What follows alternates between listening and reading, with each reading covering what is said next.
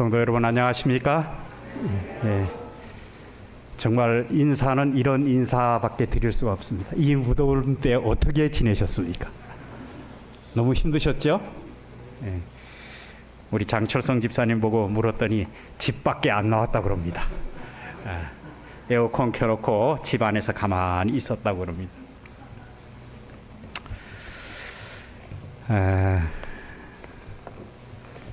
우리 어제 침례를 받은 지 채 일주일도 안 된 한 성도님이 돌아가서 우리가 어제 위로 예배를 어제 저녁에 드리고 왔는데 모든 성도님들이 많이 참여해 주셔서 너무 감사를 드리고 오늘 그 장례가 아마 잘 마쳐지도록 계속 기도해 주시면 고맙겠습니다.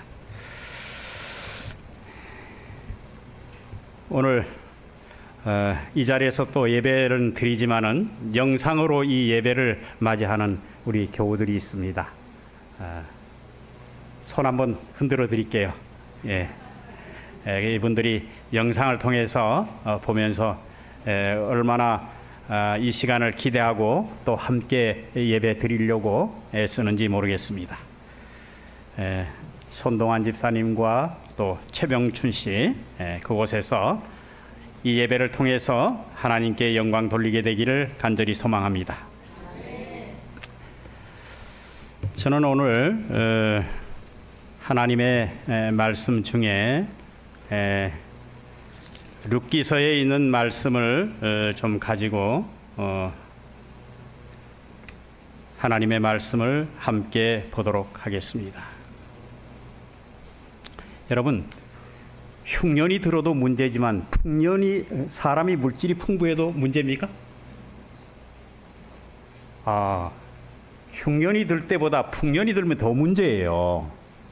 사람이 마음이 교만해지고 그 다음에 어떻게 될까요? 제가 한 이야기를 좀 하도록 하겠습니다. 풍요로운 것이 정말 문제입니다. 이 엘리멜렉이라는 사람도 어떻게 했는가 하면 자기가 살던 곳에서 정말 먹을 것이 없어서 그렇게 하고 고향을 등진 것이 아닙니다. 그가 여기에 룻기 1장에 고백하는 걸 보면 내가 풍족하여 떠났더니 비어가지고 돌아오게 하였다. 이런 걸 보니까 아마 가서도 먹고 살만한 그런 게 있었던 것 같아요. 예? 참 풍요로운 것이 문제입니다. 별일이 다 있습니다. 제가 어느 날 양복거리에 나도 모르는 상의 자켓이 하나 걸려 있었습니다. 우리 집 사람이 이거 산 것도 아닌데 이게 누구 거냐고 저에게 얘기합니다. 아니 모르겠는데 이게 내 옷이 아니라는 거예요. 청색 빛나는 이런 자켓입니다. 제가 잃어버린 것은 검은색 자켓입니다. 제가 만약에 한 벌의 옷만 가지고 있었으면 어떤 일이 일어났을까요? 틀린 게 바로 드러났을 거 아니에요? 그런데 단벌 신사가 아니라 보니 옷장에 이 옷도 있고 저 옷도 있고 여러 개의 옷이 있다가 보니까 어떻게 생각했는가 하면 이거 없으면 저거 입지 뭐 이렇게 생각하다 보니까 어떻게 됐는가 하면 그걸 찾지 않았어요. 여러 달이 지났습니다. 그 옷이 바뀐 분도 아마 이 옷을 가지고 가가지고 여러 벌이 있기 때문에 안 찾은 것 같아요. 여러분, 풍요로운 것도 문제입니까? 문제입니다. 자, 여기 오늘 내 삶의 흉년이 들 때 하나님을 찾으라는 말씀을 가지고 함께 은혜를 나누도록 하겠습니다. 룻기 1장입니다. 사사들이 치리하던 때에 그 땅에 흉년이 드니라. 유다 베들레헴의 한 사람이 그 아내와 두 아들을 데리고 모압 지방에 가서 우거하였는데 그 사람의 이름은 엘리멜렉이요 그 아내의 이름은 나오미요 그 두 아들의 이름은 말론과 기련이니 유다 베들레헴 에브라 사람들이더라.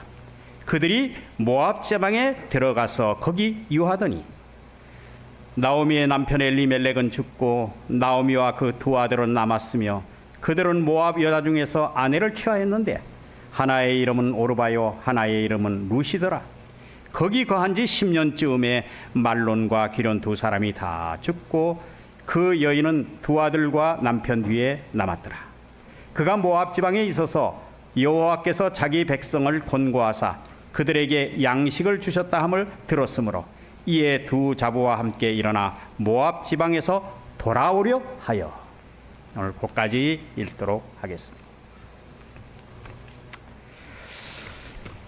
여러분 여기 보면 이때 사사들이 치리하던 때의 사회적 풍조가 어땠을까?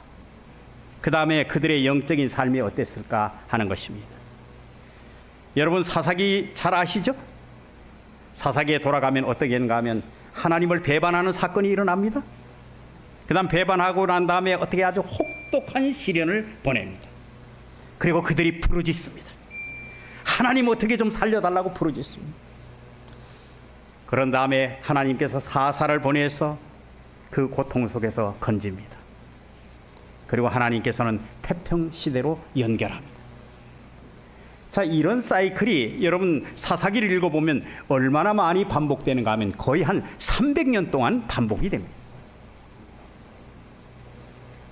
이 시기 동안에 전쟁과 약탈이 일어나고 고통과 부르짖음이 있고 하나님의 개입이 있고 또 그 가운데서 또 태평 시대를 누리고 이런 일들이 계속적으로 일어나고 반복됨으로써 사회의 모든 것들이 영적인 상태가 어떻게 되는가 하면 해이해질 대로 해이해졌습니다.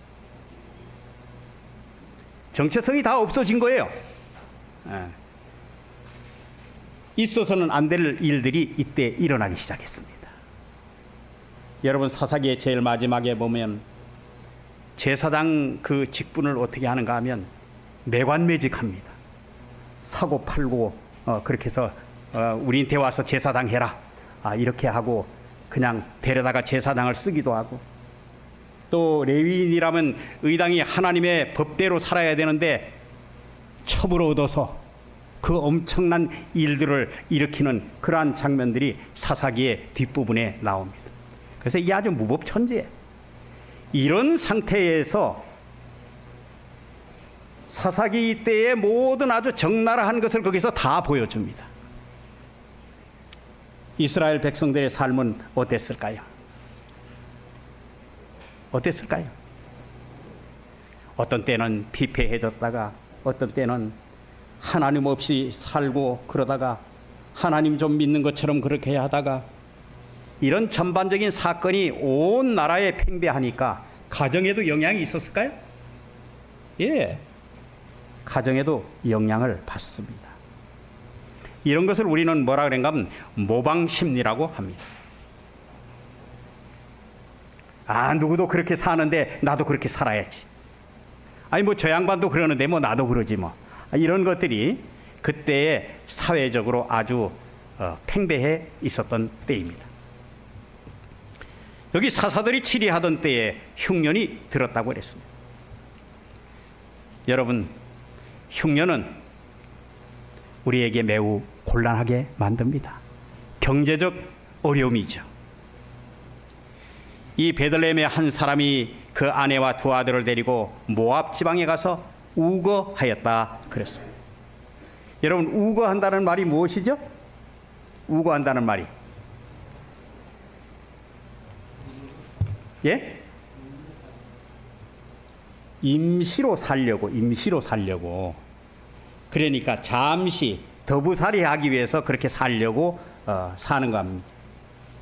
임시 체류하려고 그렇게 사는 것입니다. 그런데 2절에 보니까 거기 유하더니 또 그렇게 나옵니다.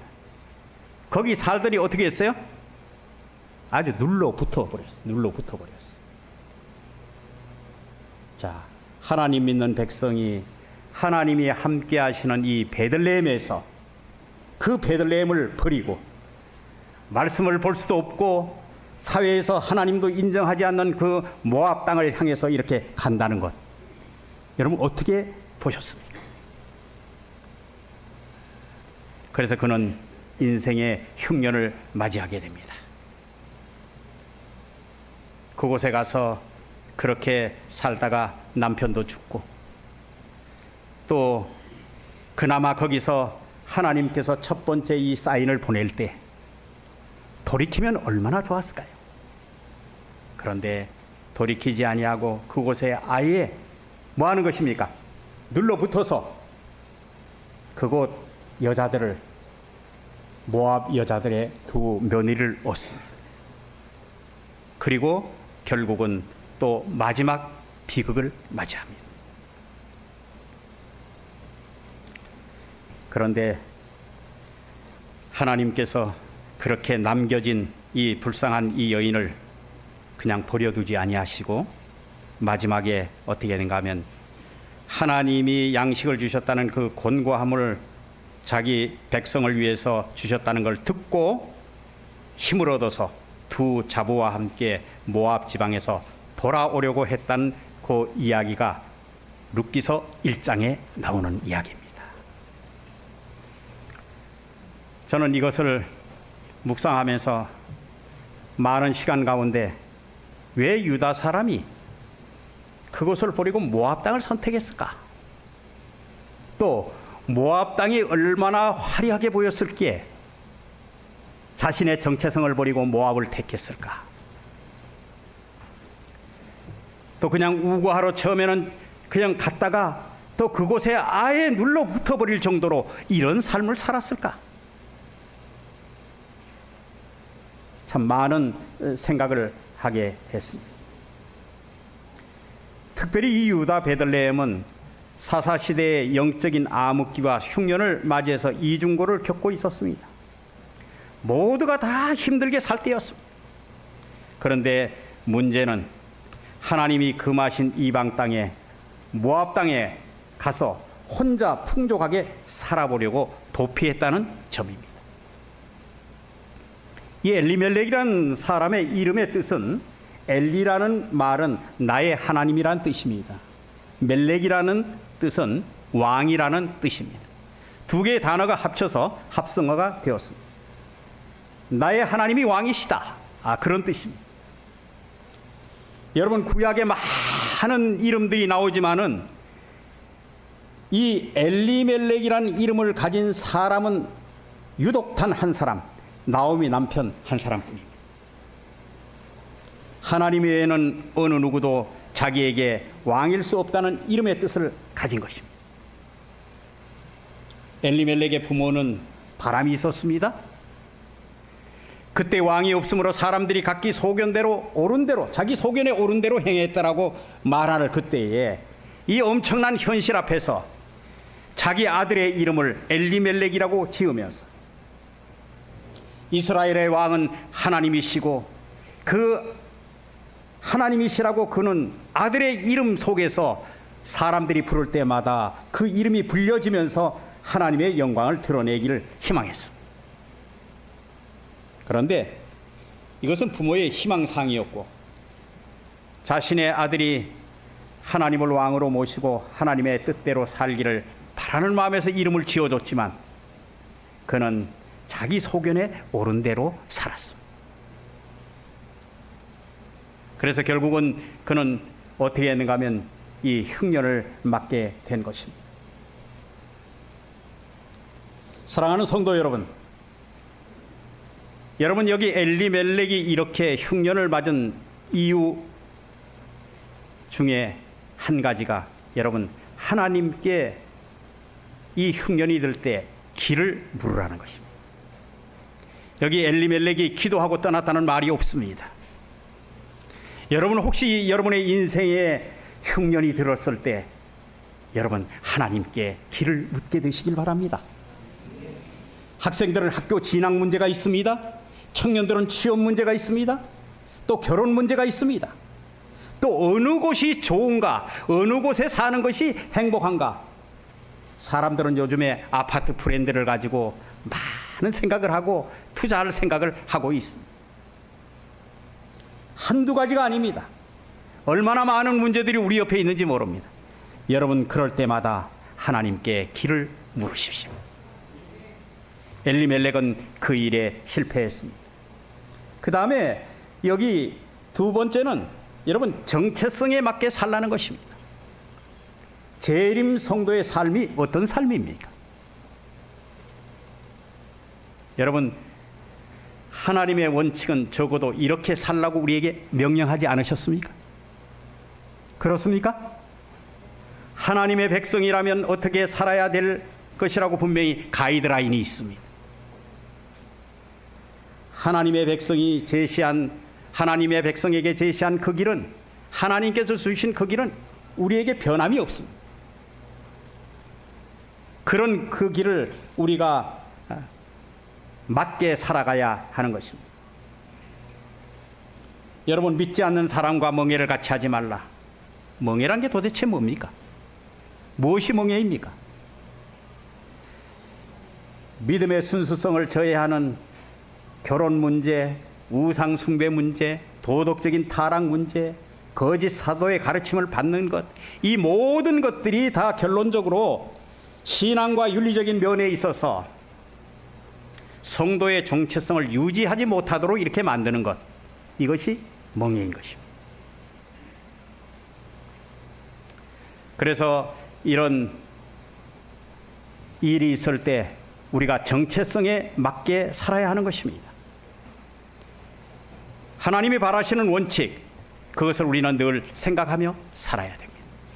그런데 여기 엘리멜렉은 어떻게 했는가 하면 그 베들레헴이라는 믿음의 둥지를 떠나서 특별히 이 모압이라는 곳에, 하나님도 그곳에 환영하지 않는 곳에, 그야말로 요즘으로 말하면 성경도 볼 수 없는 그런 곳에 그가 이렇게 자기 몸을 던진 것은, 이건 하나님께 매우 불경한 일인 것입니다. 여러분 삶의 흉년이 들 때 여러분의 정체성에 맞게 사시길 바랍니다. 어디 이사를 가더라도 교회와 가까운 곳에 정착을 하시고, 교회도 없는 곳에 가서 혼자 믿음을 지키려고 애를 쓰는 그런 사람이 되지 않길 바랍니다. 우리에게는 재림 성도로서의 정체성이 있는 것입니다. 여러분, 1차 위기 때 인생을 점검할 필요가 있습니다. 그렇습니까? 우리에게 위기가 왔을 때 우리는 인생을 점검할 필요가 있습니다. 하나님의 사인을 여러분 무시하지 않게 되기를 바랍니다. 불행한 일이 닥치거나 안 되는 일이 발생할 때 여러분 어떻게 하냐? 우리는 심령을 살피고 자기 인생을 점검하면서 하나님의 사인을 무시하지 말아야 하는 것입니다. 여러분, 이렇게 남편을 앞세우고 난 다음에 나오미가 선택해야 될 것이 무엇이었습니까? 내가, 물론 자책하라는 말은 아닙니다. 하나님의 곳으로 돌아가야 되겠다는 생각을 아마 조금 더 먼저 했더라면 얼마나 좋았을까요? 그는 거기서 한 발 더 나가서 죽고 난 남편 뒤에 모압 여자들 중에서 아내를 취해서 자식들을 결혼시킵니다. 그래서 결국은 어떻게 되는가 하면 그 모든 정말 행복하려고 했던 모든 것들이 다 삽시간에 무너집니다. 참 불행한 일이죠. 그래서 우리는 이런 것을 생각할 때 어떻게든 하나님의 사인을 우리가 무시하면 되지 않겠습니다. 어제 제가 그 자켓 얘기를 하다가 참 아주 신기한 경험을 했습니다. 집에서 이 위에 까만 자켓이 없어서 그 흰 와이셔츠만 입고 그리고 이제 출발해서 저기 36 중고등학교 옆에 가면 아주 양복을 싸게 파는 곳이 있습니다. 그래서 그곳에 가서 검은 자켓 하나를 사야 되겠다 하고 가서 거기 들렀는데 10시 반에 문을 연다고 써붙여놨습니다. 제가 거기 도착한 지는 9시 52분이었는데 이거 30분 40분 기다려야 하나? 기다리지 뭐. 그리고 성경 말씀을 펴서 쭉 읽어보면서 거기서 기다렸습니다. 근데 언제 사람이 들어왔는지도 모르게 가게 문이 오픈됐더라고요. 그래서 들어가서 일찍 안 오셔서 제가 한 40분 가까이 기다렸습니다. 그래요? 그러면서 저를 맞이했습니다. 들어가서 이만저만해서 내가 자켓을 하나 사고 싶은데 소개해달라고 그랬더니 뭐 여러 개를 이렇게 보여주면서 그것보다는 더 싼 게 없냐고 그래서 제가 아주 싼 걸로 검은색 자켓을 하나 사서 입고, 또 이 예식에 사용하는 넥타이도 이게 또 고장이 나서 어제 또 그것도 하나 사고, 그렇게 해서 준비해가지고 장례식장에 갔습니다. 할아버지를 상을 당하고 나서 할아버지를 한 번도 못 봤기 때문이었습니다. 그래서 그 할아버지에게 일단 돌아가신 고인에게 문상을 하고 할아버지에게 용기를 주는 시간을 갖기 위해서 그렇게 방문을 했는데, 할아버지가 얼마나 힘이 든지 누워 계셔요. 그래서 그 상주들만이 들어있는 그 방에 들어가서 할아버지와 대화를 하면서, 할아버지 그래도 하나님 믿으신 게 너무 좋으시죠? 이번에 내가 겪어보니까 하나님 믿는 게 이렇게 좋은 줄 몰랐다. 너무너무 감사하다. 그렇게 하면서 제가 좀 섭섭한 말이긴 해도, 할아버지 그래도 할머니가 이렇게 참 병을 앓다가 이렇게 고생 안 하고 이렇게 딱 돌아가신 것에 대해서 괜찮으시죠? 그랬더니 아이고 그러게 말이에요. 만약에 그렇게 계속 오래 누워 있는다면 그건 누가 감당하겠어요? 참 그것도 감사한 일이라. 할아버지가 그러세요. 그렇게 몇 마디 얘기를 하고 난 다음에 갑자기 입관을 한다는 거예요. 그러더니 뭐 장례 지도사가 뭐 상주도를 막 한 주르르 세워가지고 뭐 자기를 따라오라고 그러면서 그래. 자, 교회 예식도 아니고 제가 입관식에 참여했습니다. 상주들이 다 들어가서 그 장례 지도사가 얘기하는 대로 어떻게 하는가 하면, 마지막 가시는 어머니에게 또 처음에 또 이렇게 얘기합니다. 사람은 숨이 끊어져도 3일 동안은 귀가 열려 있답니다.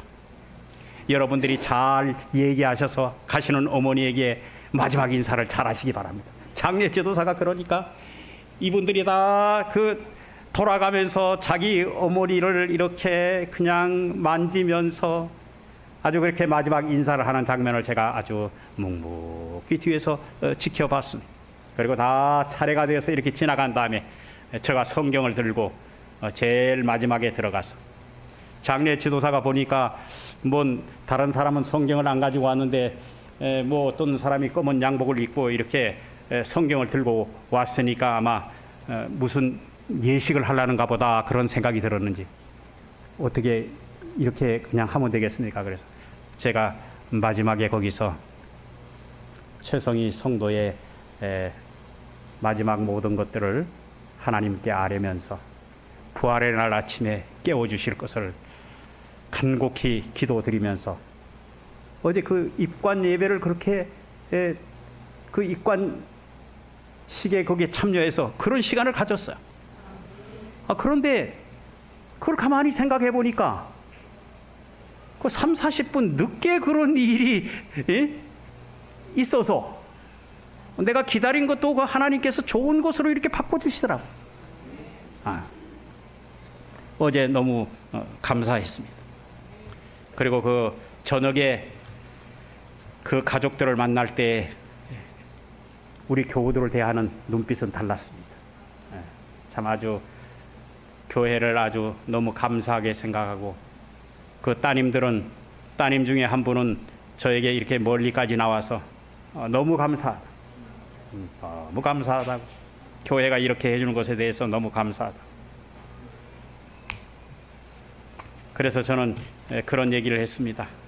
오늘 우리가 비록 장지까지는 따라가지 못하지만은 하나님께서 이 모든 예식을 도우시기를 주님께 기도드리겠습니다. 그렇게 말씀을 드리고 돌아오게 되었습니다. 여러분, 우리가 정말 하나님을 왕으로 모시고 사는가? 하나님을 왕으로 모시고 삽니까? 예? 무엇을 결정할 때 하나님께 물어봅니까? 이미 결정은 다 해놓고 하나님의 통보에 기도를 드리지는 않습니까? 하나님의 말씀 보는 시간이 우선입니까? 아니면 영적인 필요를 위해서 기도하는 것이 우선입니까? 하나님의 명령을 저버리지 않기 위해서 늘 영적으로 우리가 깨어 있습니까? 하나님의 명령보다는 내일을 먼저 선택하지는 않습니까? 영혼을 인도하기 위해서 어떠한 노력을 여러분 기울여 보고 있습니까? 교회에 오면 거룩해지고 나가면 달라지고 온탕과 냉탕을 왔다 갔다 하는 사람은 아닙니까? 한 영혼을 위해서 애타는 목자의 심정은 가지고 있으십니까? 방황하는 한 마리의 양을 찾아서 나설 그런 용기는 있으십니까? 정말 우리가 하나님을 왕으로 모시고 사는 사람이라면 우리는 어떻게 살아야 할까? 여러분 마음의 그릇을 무엇으로 채우고 싶습니까? 하나님의 말씀이 가득하면 악이 섞이는 빈도가 여러분 약해집니다. 하나님의 말씀이 가득하면 우리를 옳은 길로 인도할 것입니다. 하나님을 내 마음의 주인으로 모시게 되시길 바랍니다. 그리고 하나님을 내 마음의 왕으로 모시게 되시길 바랍니다. 그래도 우리가 함께 가는 하늘 가는 공동체로서 우리의 마음 중심에 하나님을 왕으로 모시게 되었습니다. 우리가 예수님 오시는 날 다 함께 그 자리에 서야 되지 않겠습니까?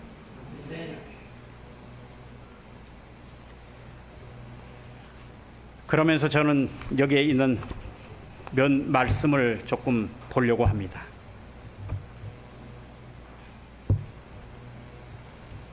하나님은 그대의 길을 인도하실 것을 신뢰하라. 많은 사람은 장래를 위하여 분명한 계획을 세울 수 없다. 그들의 생애는 불안정하다. 그들은 현재 하고 있는 일이 어떻게 될 것인지 알지 못한다. 그러므로 그것 때문에 그들은 염려와 불안을 갖게 된다. 이 세상에서 하나님의 자녀들은 생애의 순례자의 생애임을 기억하라. 우리는 우리 자신의 생애를 위해서 계획을 세울 지혜가 없다. 우리의 장래를 꼴지어 주는 것은 우리가 아니다. 믿음으로 아브라함은 부르심을 받았을 때 순종하여 장래의 기업으로 받을 땅에 나아갈새 갈 바를 알지 못하고 나갔습니다. 그 다음 말씀이 아주 너무 중요합니다. 그리스도께서는 이 지상 생애를 하시는 동안에 당신 자신을 위해서 계획을 세우지 않으셨다. 그분은 당신을 위한 하나님의 계획을 받아들이셨고 날마다 아버지께서 당신의 계획을 나타내 주셨다. 그와 같이 우리도 우리의 생애가 단순히 그분의 뜻을 이루는 생애가 될 수 있도록 하나님을 의지해야 한다. 우리가 우리의 길을 그분께 위탁할 때 그분은 우리의 발길을 인도해 주실 것이다. 참으로 많은 사람이 빛나는 장래를 위해서 계획을 세우는 중에 완전히 실패한다. 하나님께서 그대의 계획을 세우도록 하라. 어린아이처럼 거룩한 자의 발을 지키실 분의 지도를 의지하라. 만일 하나님의 자녀들이 처음부터 끝까지 볼 수 있고 그들이 그분과 협력함으로 성취하고 있는 목적의 영광을 식별할 수 있다면 그들이 지도받기를 바라는 바로 그 길에서 하나님께서 그들을 인도하신다는 사실을 알게 될 것이다. 치료봉사에는 그렇게 말씀하고 있습니다. 여기도 산상보훈에는 이렇게 말씀하고 있습니다. 길어서 다 읽지는 않겠습니다. 자신의 지혜를 의지할 때는 하나님께서 맡기지 않으신 짐을 지며 그분의 도움이 없이 그것을 나르려고 애쓰게 된다. 하나님이 지어준 짐이 아니면 그것을 본인이 짊어지고 간다면 그는 아주 상당한 애를 쓰게 되는 것입니다. 하나님께 속한 책임을 우리가 짐으로 사실상 자신을 하나님의 위치에 두는 것이다. 하나님께 모든 것을 의뢰하지 않고 내가 그것을 이행하려고 할 때 자신을 어디 둔다고요? 하나님의 위치에 두는 것이다. 우리가 걱정하고 위험과 실패를 예측하는 것은 당연하다. 왜냐하면 그런 일이 우리에게 분명히 닥쳐올 것이기 때문이다. 그러나 하나님께서 우리를 사랑하시고 우리에게 유익을 주고자 하는 것을 진정으로 믿을 때 장래일을 염려하지 말아야 한다. 우리는 어린아이가 부모를 사랑하는 부모를 의지하는 것처럼 하나님을 의지해야 한다. 그리하면 하나님의 뜻이, 우리의 뜻이 하나님의 뜻에 삼켜지기 때문에 근심과 걱정이 사라질 것이다. 사랑하는 여러분들이야, 오늘 우리는 우리 인생에 어려움이 도래될 때가 그야말로 여기에 얘기하는, 본문에 얘기하는 흉년을 맞게 될 때가 있습니다. 그럴 때 하나님께서 제시하시는 이 길을 따르길 바랍니다. 그래서 여러분들의 삶이 다시 한번 재정립되고 하나님 앞에서 새로운 삶을 살아갈 수 있도록 그렇게 하시길 바랍니다. 그리고 한 가지 더 말씀을 더 읽어드리겠습니다. 그리스도의 제자가 된다는 것은, 여기 엘리멜렉이라는 사람은 자기의 어떤 정체성을 다 잃어버린 그런 사람이었습니다. 오늘 그리스도의 제자가 된다는 것은 자아를 부인하고 세상의 평이 좋든 나쁘든 예수를 따르는 것이다. 교만과 질투와 의심과 기타 죄에 대해서 문을 닫고 분쟁, 미움, 온갖 악행의 빗장을 지르는 것이다.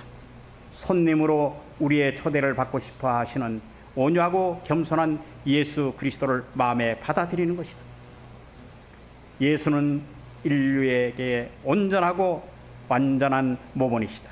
그분은 우리를 자기처럼 만들어 주시겠다고 모든 목적과 감정과 생각과 마음과 영혼의 삶까지 진실하게 해주겠다고 제안하신다. 그리스도를 가장 사랑하는 사람, 그리스도의 형상을 가장 완벽하게 반영하는 사람이 하나님께 가장 진실하고 고결하고 명예로운 사람이다. 그러나 그리스도의 영이 없는 사람은 그리스도의 사람이 아니다. 여러분, 오늘 아침에 다 읽은 기도력에 있는 말씀 중에서 제가 설교하는 내용과 너무 마음에 많이 공감되어서 이 글을 가지고 왔습니다. 사랑하는 성도 여러분, 오늘 우리가 우리의 생애에 우리 삶의 흉년이 들 때 여러분 지체하지 말고 하나님을 찾게 되시길 바랍니다. 그리고 하나님 안에서 이 문제를 해결하기 위해서 결국은 그 모압에 찾았던 그 여인이 끝내는 하나님께 대한 들려오는 좋은 소식을 듣고 그가 다시 돌이켜서 하나님을 찾아갈 때 그 모든 문제가 다 풀렸습니다. 하나님께 답이 있습니다. 여러분이요, 여러분 삶에 혹시 흉년이 들었을 때 하나님을 찾게 되길 바랍니다. 그리고 하나님의 지도를 받게 되길 바랍니다. 그리고 모두가 다 승리하는 삶을 살게 되기를 간절히 소망합니다.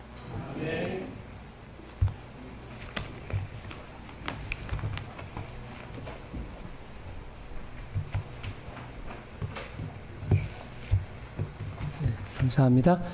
다 함께 일어나셔서 마치는 찬미 557장 찬미하시겠습니다. 이 찬미 후에 말씀 주신 목사님 축도로 모든 예배를 마치겠습니다.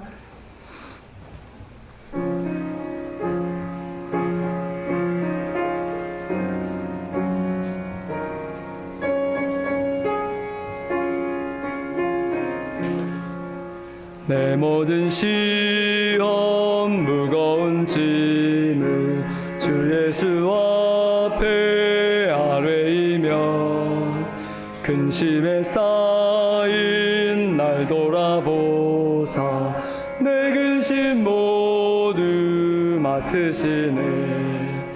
무거운 짐을 나 홀로 지고 견디다 못해 쓰러질 때 불쌍히 여겨 구원해 주리. 은혜의 주님 오직 예수. 내 모든 괴로움 닥치는 환난 주 예수 앞에 아뢰이며 주께서 친히 날 구해 주사 넓으신 사랑 베푸시네.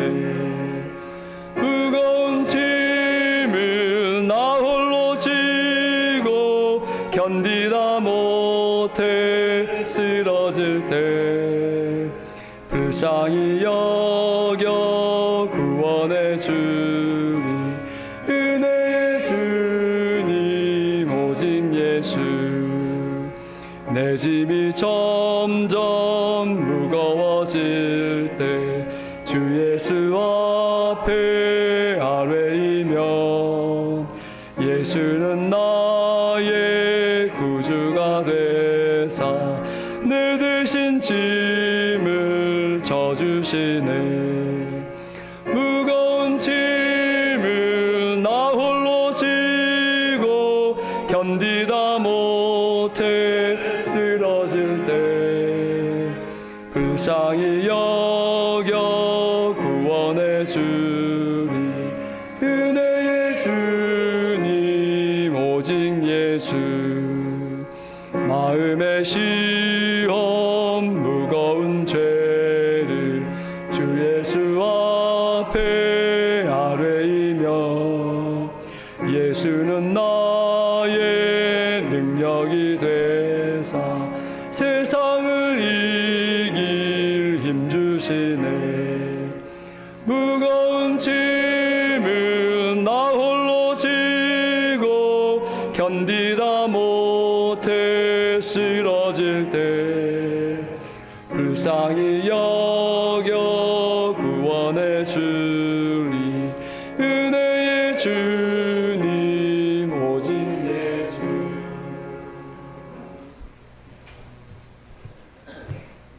하늘에 계신 아버지 하나님, 은혜를 감사합니다. 우리가 일상적으로 일어나는 모든 일 위에도 하나님의 계획이 다 있음을 우리는 보게 됩니다. 또 주님의 능력을 의지합니다. 아버지 하나님, 우리의 부족한 모든 것들을 채워주시옵시고 우리가 여지없이 어떤 곤란을 당할 때 주님께 아뢰고 주님을 찾을 수 있게 도와주시옵소서. 또 일주일에 우리가 또 정말 치열한 삶을 살아야 합니다. 날씨와도 투쟁해야 하고 여러 가지 어려운 일들이 많이 산재해 있습니다. 주의 백성들을 끝까지 지키시고 승리할 수 있도록 날마다 힘을 주시며 말씀을 주시며 성령의 능력 가운데 승리하도록 붙들어 주시옵소서. 아멘. 우리가 다음 안식일에 다시 만날 때 하나님 앞에 변화된 심령으로 하나님 앞에 설 수 있도록 날마다 우리를 변화시켜 주시옵시고 함께해 주옵소서. 아멘. 예수 그리스도의 이름으로 간절히 기도드립니다. 아멘. 아멘.